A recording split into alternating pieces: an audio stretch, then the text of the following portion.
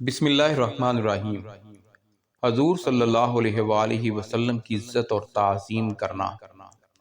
حضرت انس رضی اللہ تعالیٰ عنہ فرماتے ہیں، صحابہ اکرام، مہاجرین اور انصار بیٹھے ہوئے ہوتے تھے۔ ان میں حضرت ابو بکر رضی اللہ تعالیٰ عنہ اور حضرت عمر رضی اللہ تعالیٰ عنہ بھی ہوتے۔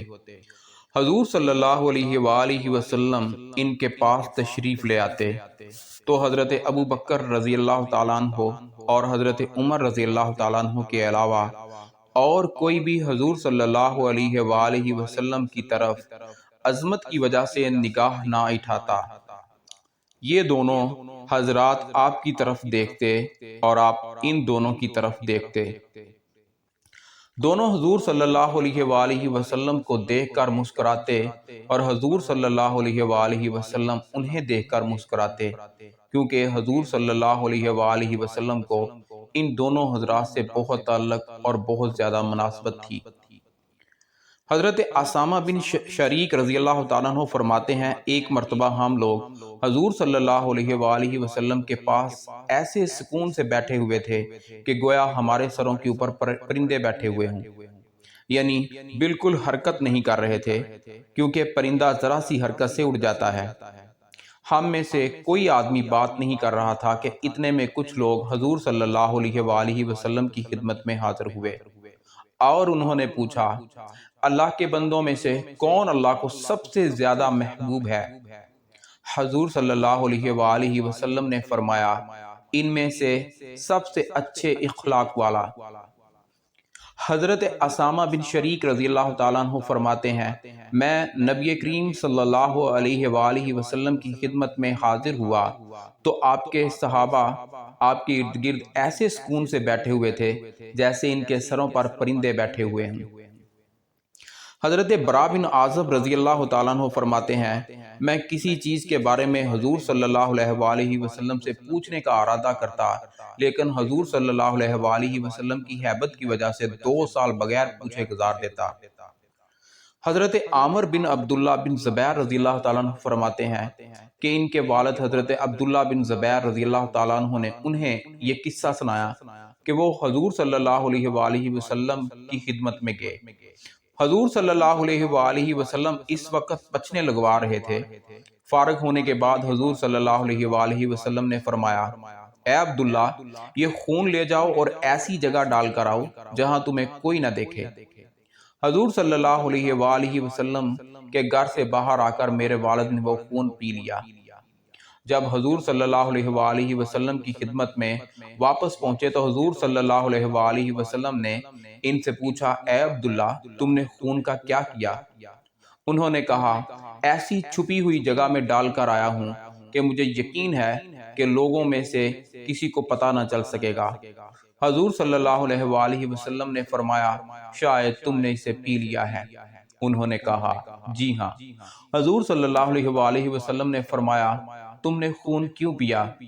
لوگوں کو تم سے ہلاکت ہو اور تمہیں لوگوں سے۔ مروان اور عبد الملک کی طرف سے جو فتنہ پیش آیا، اس کی طرف اشارہ ہے۔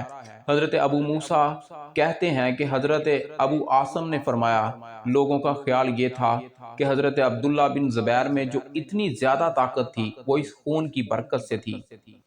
ایک روایت میں یہ ہے، لوگوں کا یہ خیال تھا کہ حضرت عبداللہ بن زبیر رضی اللہ تعالیٰ عنہ میں جو بہت زیادہ طاقت تھی وہ حضور صلی اللہ علیہ وآلہ وسلم کے خون کی قوت کی وجہ سے تھی۔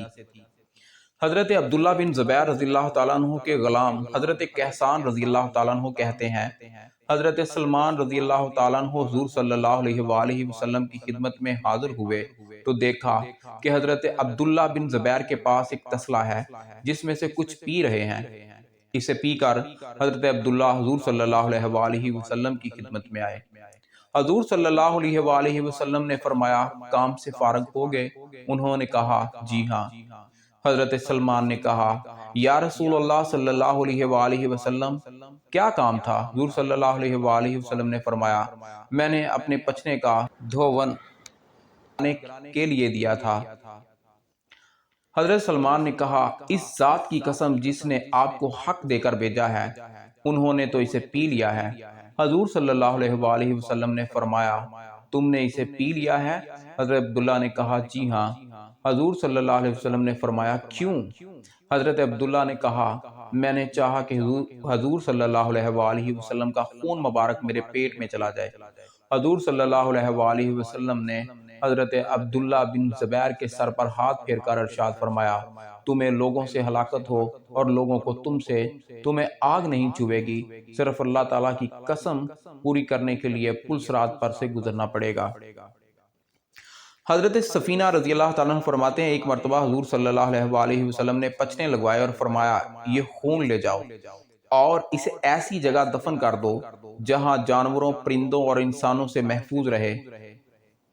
میں خون لے گیا اور چھپ کر اسے پی لیا، پھر آ کر میں نے حضور صلی اللہ علیہ وآلہ وسلم کو بتایا تو آپ ہنس پڑے۔ حضرت ابو سعید خدری رضی اللہ تعالیٰ عنہ فرماتے ہیں جب جنگ احد کے دن حضور صلی اللہ علیہ وآلہ وسلم کا چہرہ مبارک زخمی ہو گیا تو میرے والد حضرت مالک بن سنان رضی اللہ تعالیٰ عنہ نے حضور صلی اللہ علیہ وآلہ وسلم کے خون کو چوس کر نگل لیا۔ لوگوں نے ان سے کہا ارے میاں کیا تم خون پی رہے ہو؟ انہوں نے کہا ہاں میں حضور صلی اللہ علیہ وسلم کا خون مبارک پی رہا ہوں۔ اس پر حضور صلی اللہ علیہ وسلم نے فرمایا ان کے خون کے ساتھ میرا خون مل گیا، لہٰذا انہیں جہنم کی آگ نہیں چھوئے گی۔ حضرت ابو ایوب رضی اللہ تعالیٰ عنہ فرماتے ہیں حضور صلی اللہ علیہ وآلہ وسلم جب مدینہ منورہ تشریف لائے تو حضور صلی اللہ علیہ وآلہ وسلم نے میرے ہاں قیام فرمایا۔ حضور صلی اللہ علیہ وآلہ وسلم نیچے ٹھہرے تھے اور میں اوپر کی منزل میں۔ جب رات ہو گئی مجھے خیال آیا میں اس کمرے کی چھت پر ہوں جس کے نیچے میرے نبی صلی اللہ علیہ وآلہ وسلم ہے، اور میں حضور صلی اللہ علیہ وآلہ وسلم کے اور وحی کے درمیان حائل ہو رہا ہوں۔ اس لیے ساری رات مجھے نیند نہ آئی کہ کہیں ایسا نہ ہو کہ سونے کی حالت میں اوپر ہم کچھ ہلیں اور اس سے غبار حضور صلی اللہ علیہ وآلہ وسلم پر گرے جس سے نبی صلی اللہ علیہ وآلہ وسلم کو تکلیف ہو۔ صبح کو میں نے نبی صلی اللہ علیہ وآلہ وسلم کی خدمت میں حاضر ہو کر عرض کیا یا رسول اللہ صلی اللہ علیہ وآلہ وسلم آج ساری رات نہ مجھے نیند آئی اور نہ میری بیوی ام ایوب کو۔ حضور صلی اللہ علیہ وآلہ وسلم نے فرمایا اے ابو ایوب کیوں؟ میں نے عرض کیا مجھے یہ خیال آ گیا کہ میں اس کمرے کی چھت پر ہوں جس میں آپ مجھ سے نیچے ہیں اور میں کچھ ہلوں گا تو اس سے غبار آپ پر گرے گا جس سے آپ کو تکلیف ہوگی۔ حضرت ابو ایوب رضی اللہ تعالیٰ عنہ فرماتے ہیں جب حضور صلی اللہ علیہ وآلہ وسلم میرے مہمان بنے تو میں نے عرض کیا میرے ماں باپ آپ پر قربان ہوں، مجھے یہ اچھا معلوم نہیں ہوتا کہ میں اوپر ہوں اور آپ نیچے۔ حضور صلی اللہ علیہ وآلہ وسلم نے فرمایا ہمیں سہولت اسی میں ہے کہ ہم نیچے رہیں کیونکہ ہمارے پاس لوگ آتے رہتے ہیں۔ میں نے ایک رات دیکھا کہ ہمارا گڑھا ٹوٹ گیا، اس کا پانی فرش پر پھیل گیا، میں اور ام ایوب دونوں اپنا کمبل لے کر کھڑے ہو گئے اور اس کمبل سے وہ پانی خشک کرنے لگے۔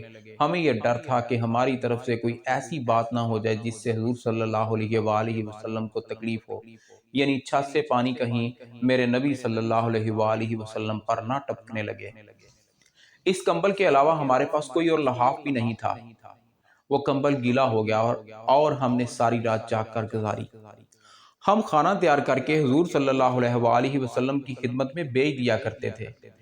جب آپ بچا ہوا کھانا واپس کرتے تو ہم اس جگہ سے خاص طور پر کھانا کھاتے جہاں آپ صلی اللہ علیہ وآلہ وسلم کی مبارک انگلیاں لگی ہوتی۔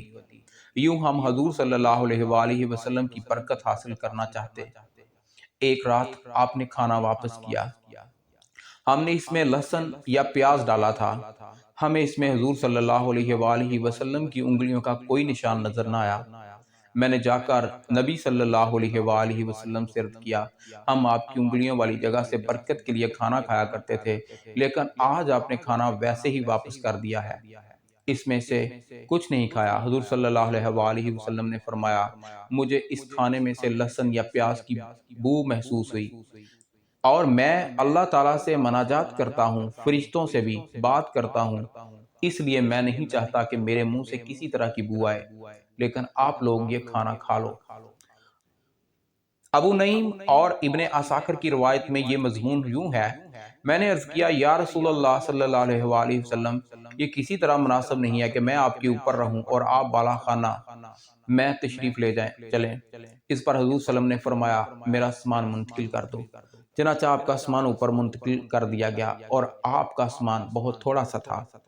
حضرت عبداللہ بن عباس رضی اللہ تعالیٰ عنہ فرماتے ہیں کہ حضرت عباس رضی اللہ تعالیٰ عنہ کے گھر کا پرنالہ حضرت عمر رضی اللہ تعالیٰ عنہ کے راستے پر گرتا تھا۔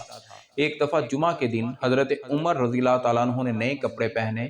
اس دن حضرت عباس کے لیے 2 چوزے ذبح کیے گئے تھے۔ جب حضرت عمر رضی اللہ تعالیٰ عنہ پرنالے کے پاس پہنچے تو ان چوزوں کا خون ان پرنالے سے پھینکا گیا جو حضرت عمر رضی اللہ تعالیٰ عنہ پر گرا۔ حضرت عمر رضی اللہ تعالیٰ عنہ فرمایا اس پرنالے کو کھیر دیا جائے، اور گھر واپس جا کر وہ کپڑے اتار دیے اور دوسرے پہنے، پھر مسجد میں آ کر لوگوں کو نماز پڑھائی۔ اس کے بعد حضرت عباس حضرت عمر رضی اللہ تعالیٰ عنہ کے پاس آئے اور انہوں نے کہا اللہ کی قسم یہی وہ جگہ ہے یہاں حضور صلی اللہ علیہ وآلہ وسلم نے یہ پرنالہ لگایا تھا۔ حضرت عمر رضی اللہ تعالیٰ عنہ نے حضرت عباس رضی اللہ تعالیٰ عنہ سے کہا میں آپ کو قسم دے کر کہتا ہوں کہ آپ میری کمر پر چڑھ کر یہ پرنالہ وہاں پر لگائیں جہاں حضور صلی اللہ علیہ وآلہ وسلم نے لگایا تھا۔ چنانچہ حضرت عباس رضی اللہ تعالیٰ عنہ نے ایسا ہی کیا۔ ابن سعد کی روایت میں یہ اضافہ بھی ہے کہ حضرت عمر رضی اللہ تعالیٰ عنہ نے حضرت عباس رضی اللہ تعالیٰ عنہ کو اپنی گردن پر اٹھایا اور حضرت عباس رضی اللہ تعالیٰ عنہ نے حضرت عمر رضی اللہ تعالیٰ عنہ کے کندھوں پر اپنے دونوں پاؤں رکھ کر پرنالہ جہاں تھا وہاں دوبارہ لگایا۔ حضرت ابراہیم بن عبد الرحمن بن عبد القاری رضی اللہ تعالیٰ عنہ کہتے ہیں میں نے دیکھا کہ حضرت ابن عمر رضی اللہ تعالیٰ عنہ نے اپنا ہاتھ منبر پر اس جگہ رکھا یہاں حضور صلی اللہ علیہ وآلہ وسلم بیٹھا کرتے تھے، پھر اسے اپنے چہرے پر رکھ لیا۔